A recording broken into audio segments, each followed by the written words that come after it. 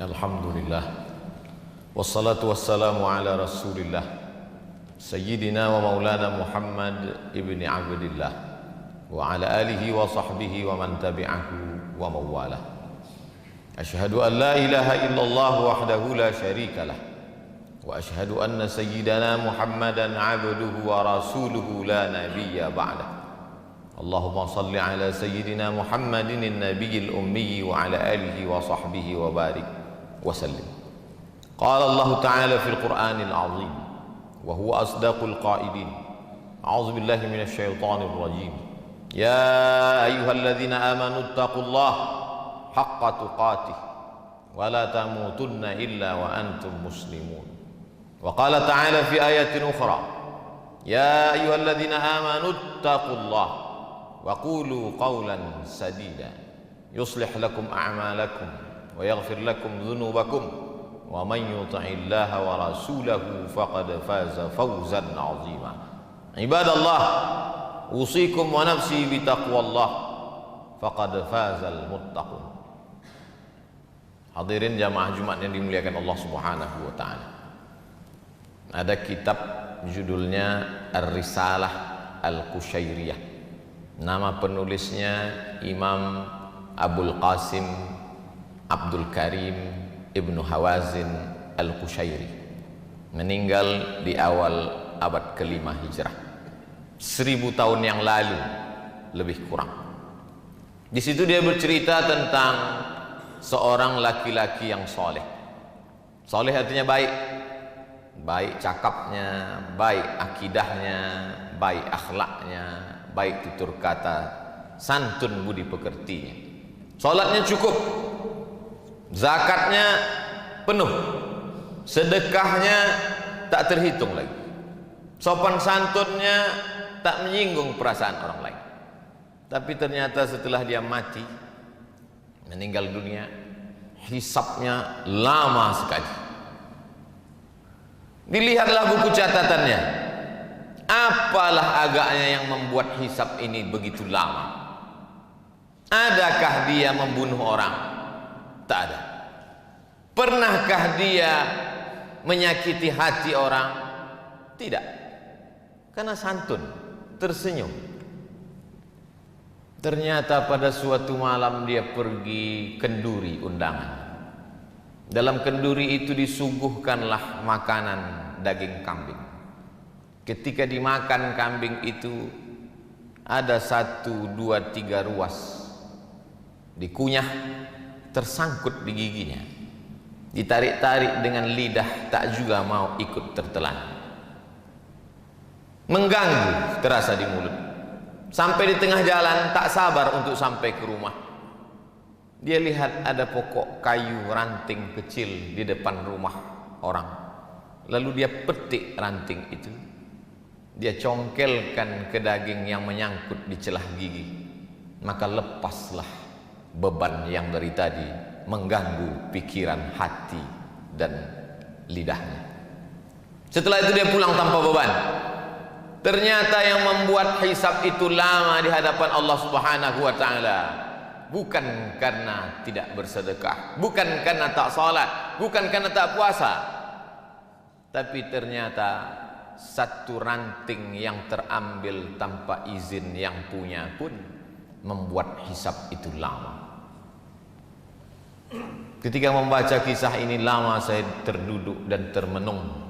Tak pernah saya terpikir memikirkan nasib orang lain, tapi yang terpikir bagaimana agaknya nasib saya, nasib khatib, nasib pribadi di hadapan Allah Subhanahu wa taala. Sudah berapa ranting kayu orang yang tertarik oleh tangan kita dan kita tidak merasa itu berdosa. Agaknya itulah pesan dari sahabat Nabi kepada tabi'in. Sahabat yang hidup dengan Nabi, tabi'in orang setelah sahabat Nabi. Apa kata mereka? Beda kami dengan kamu adalah kami orang yang hidup bersama Nabi Sallallahu Alaihi Wasallam. Salat kami sama dengan kamu, puasa kami sama dengan puasa kamu, sedekah kami sama dengan sedekah kamu, Al-Quran kami sama dengan Al-Quran kamu. Bedanya, kami melihat dosa sebesar ujung rambut itu sangat besar, dan kalian menganggap dosa kecil itu remeh-temeh saja. Oleh sebab itu hari Jumat bulan baik, agung dan mulia, bulan peningkatan, bulan Syawal, bulan setelah Ramadan yang diagungkan, dimuliakan Allah Subhanahu wa taala. Diberikan pula kita kesempatan hidup pada hari Sayyidul Ayyam. Merenunglah kita sejenak. Jangan-jangan 1, 2, 3 ranting itu membuat kita begitu lama hisab di hadapan Allah Subhanahu wa taala. Bagi yang pernah menganiaya orang, minta maaf. Minal aidin wal faizin, mohon maaf zahir dan batin. Bagi yang pernah termakan, minta izin, mudah-mudahan dihalalkannya, tersambung silaturahim. Apakah Nabi Muhammad sallallahu alaihi wasallam, pemimpin segala nabi dan rasul, sayyidul kaun, seluruh makhluk di atas muka bumi, malaikat-malaikat di langit, pemimpinnya adalah Muhammad sallallahu alaihi wasallam. Apakah lepas dia dari sangkutan-sangkutan ranting ini? Hari Rabu Nabi naik ke atas mimbar. Hari Senin beliau meninggal. 5 hari sebelum meninggal, Khamis, Jumat, Sabtu, Ahad, Senin. Hari Rabu beliau naik ke atas mimbar. Man kuntu jalattu lahu zahran, siapa yang pundaknya pernah tercambuk olehku. Saat aku menyambuk kuda, lalu ada orang bersembunyi di balik kuda itu, ujung cambuk terkena pundaknya. Hadza zahri, ini pundak Muhammad. Silakan balas. Silakan balas sahabat. Daripada aku mencari kalian nanti di padang mahsyar di akhirat, lebih baiklah kalian balas sekarang. Man kuntu syatamtu lahu irdan, kata-kataku kasar, menyinggung perasaan, sakit hatinya, dia tak membalas, segan karena aku nabi, maka inilah masanya. Hadza irdi, ini harga diri Muhammad, balaslah. Nabi sedang menunjukkan bahwa dia pun tetap meminta maaf atas apa yang pernah dia lakukan, baik yang zahir, pundak tercambuk, maupun batin, hati yang tersinggung. Cukupkah dengan solat tarawih 30 malam lengkap dengan witir, tahajud, solat sunat pagi, awabin, isyraq? Cukupkah dengan zikir, membaca Al-Quran, khatam berkali-kali? Tak lepas, wahai jamaah Jumat yang dimuliakan Allah Subhanahu wa ta'ala. Kalaulah satu ranting membuat kita terhisap begitu lama, lalu bagaimana dengan orang yang sengaja memotong, mengambil, menggarap, menghabisi, lalu kemudian menganggap cukup tertebus dengan labbaik Allahumma labbaik, cukup ditebus dengan umrah, cukup ditebus dengan munajat di pintu Ka'bah. Begitu banyak yang membuat kita ada sangkutan-sangkutan di padang mahsyar. Makanya kata Nabi, ittaquz zulma, jangan kamu aniaya orang, jangan kamu zalimi orang. Fa inna zulma zulumatun yaumal qiyamah, karena perbuatan aniaya akan menjadi kegelapan pada hari kiamat. Mohon maaf, ada saudaraku yang digelapkan Allah di atas dunia ini, lahir dalam keadaan, maaf sekali lagi, buta. Tapi gelapnya itu ada hikmah, matanya tak pernah berdosa. Di akhirat dia akan terang benderang. Tapi ada orang-orang yang di dunia ini terang benderang melihat, dan di akhirat dia komplain, ya Rabbi lima hasyartani a'ma wa qad kuntu basira. Mengapa aku dibangkitkan dalam keadaan buta, padahal dulu aku di dunia bisa melihat? Allah menjawab, laqad atatka ayatuna, ayat-ayat kami telah sampai kepadamu. Nabi Muhammad sudah menyampaikan, meninggal Nabi diwarisi oleh para ulama, al-ulama warasatul anbiya, tapi kau tak pernah mau tahu. Atatka ayatuna fanasitaha, ayat-ayat kami sudah kami turunkan tapi kau lupa. Fakadzalikal yauma tunsa, orang yang lupa maka hukumannya dilupakan. Jangan pernah lupa dengan security kita, cleaning service, office boy, tukang cuci, tukang kebun kita. Mereka orang-orang yang kita remeh-temehkan, kita rendahkan. Berapa tetes peluh keringatnya kita telan, mereka hanya tersenyum saja.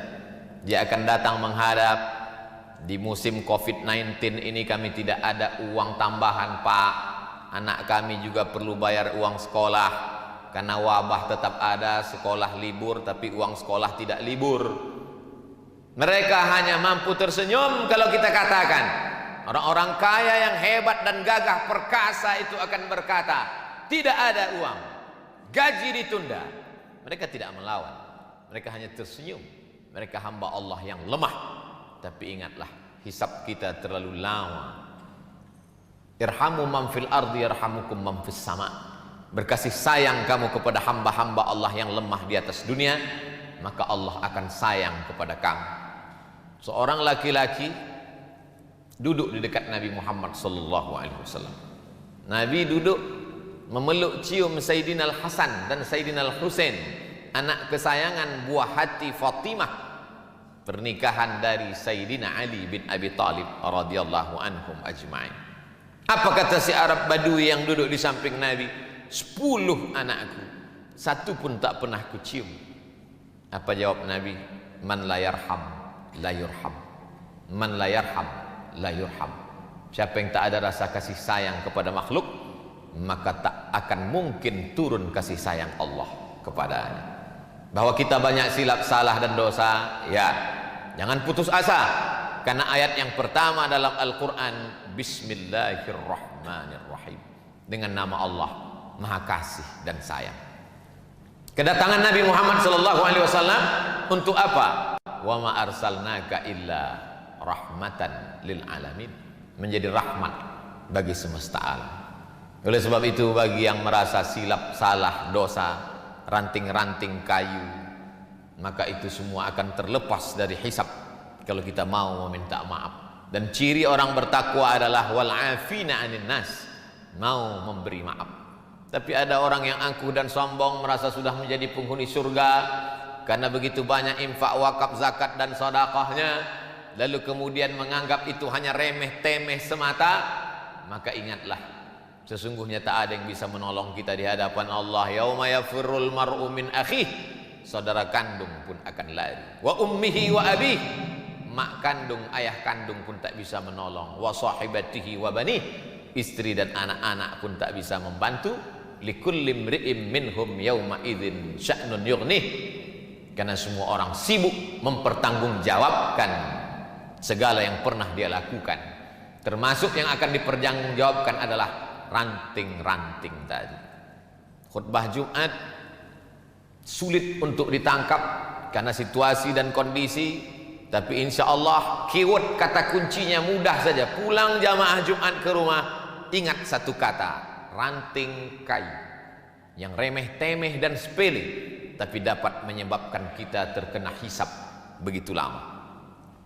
Yang menyampaikan nasihat belum tentu lebih mengamalkan daripada yang mendengarkan. Boleh jadi yang mendengarkan lebih dulu selamat daripada yang menyampaikan. Siapa yang paling mulia di antara kita hari ini? Khatib tidak lebih mulia, imam belum tentu mulia. Inna akramakum indallah, yang paling takut kepada Allah, itulah yang paling mulia. At-taqwa hahuna, takwa itu letaknya di sini kata Nabi, bukan pada sorbannya, bukan pada jubahnya, bukan pada titelnya. At-taqwa hahuna, at-taqwa hahuna. Kalau ada rasa takut dalam hati, segera meminta maaf kepada manusia, meminta ampun kepada Allah, mendapatlah dia husnul khatimah. Tapi yang angkuh dan sombong, merasa cukup dengan amal, la yadkhulul jannah, tak masuk surga. Man kana fi qalbihi mithqala habbatin min khardalin min kibrin, ada sombong sebesar biji sawi. Barakallahu li wa lakum fil Qur'anil azim, wa nafa'ani wa iyyakum bima fihi minal ayati wadh-dhikril hakim, wa taqabbala minni wa minkum tilawatahu, innahu huwal ghafurur rahim.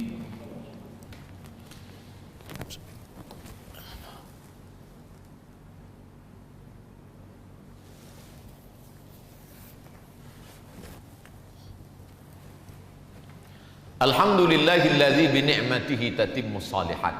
Wassalatu wassalamu ala sayyidis sadat wa ala alihi wa ashabihi ahlil fadaili wal karamat. Asyhadu an la ilaha illallah wahdahu la syarikalah, wa asyhadu anna sayyidana Muhammadan abduhu wa rasuluh wa safiyuhu min khalqihi wa khaliluh, addal amanah wa ballaghar risalah wa nasaha lil ummah wa tarakana 'alal mahajjatil bayda lailuha kanahariha la yazighu anha illa halik. Qala Allah Ta'ala fil Qur'anil 'azim wa huwa asdaqul qailin. A'udzu billahi minasy syaithanir rajim. Bismillahirrahmanirrahim. Wal 'ashr. Innal insana lafi khusr illa alladziina amanu wa 'amilus shalihat wa tawasaw bil haqq wa tawasaw bis sabr. Wa qala ta'ala fi ayatin ukhra, innallaha wa malaikatahu yusalluna 'alan nabi ya ayyuhalladzina amanu sallu 'alaihi wa sallimu taslima. Allahumma salli ala sayyidina Muhammad wa ala ali sayyidina Muhammad. Allahumma ighfir lil muslimina wal muslimat wal mu'minina wal mu'minat al ahya'i minhum wal amwat bi rahmatika ya arhamar rahimin.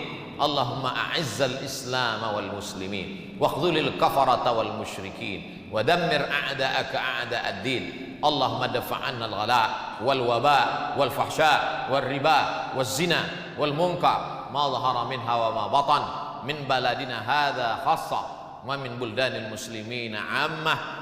Allahumma ansur ikhwanana al-mujahidin al-mustad'afina fi Falastin wa fi Rohingya wa fi kulli makan wa min masyariqil ardi ila magharibiha. Ibadallah, usikum wa nafsi bi taqwallah wa ta'atihi faqad fazal muttaqun. Innallaha ya'muru bil 'adli wal ihsan wa ita'i dzil qurba wa yanha 'anil fahsya'i wal munkari wal baghi ya'udzukum la'allakum tadhakkarun. Fadhkurullahal 'azima yadhkurkum was'aluhu min fadlihi yu'tikum wa la dzikrullahi akbar wallahu ya'lamu ma tasna'un. Aqimis shalah.